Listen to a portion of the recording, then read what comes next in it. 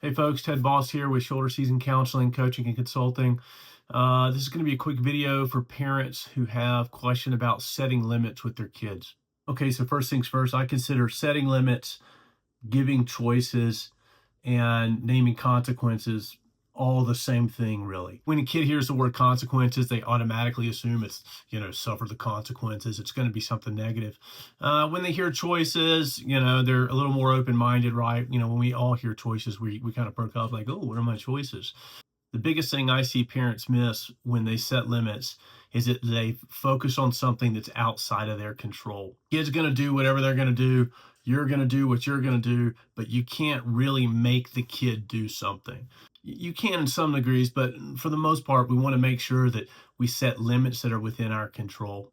So of the three things, right, we want the limits to be simple and clear.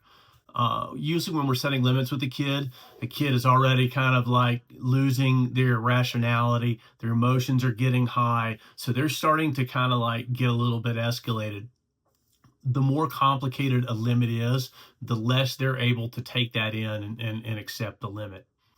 The other thing about setting simple limits is that they're not as easily kind of picked apart or manipulated by kids. The second piece is we want the limit to be reasonable. If a limit's unreasonable, we're just going to escalate a situation, right? If there's two limits to pick from and we really want to do this one limit, but there's another limit that we kind of would settle for, but we really want to do this one we want to do, pick the one that you're less hung up on. Because if you're really hung up on this one limit, that means you're like emotionally entwined with it, and it's probably a little unreasonable. Pick the less significant one and go with that, at least to start. You're a parent, you can always change your mind if you need to.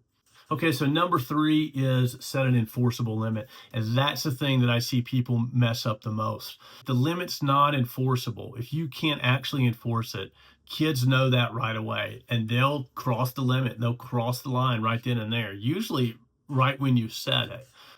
So you have to make sure that you set a limit that's enforceable.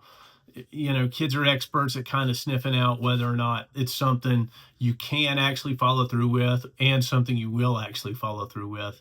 And if you can't do it or you won't do it, you just end up kind of disempowering yourself in the big picture. So folks, I hope that's helpful. If you have any questions, you can go to my website, shoulderseasoncounseling.com, and reach out.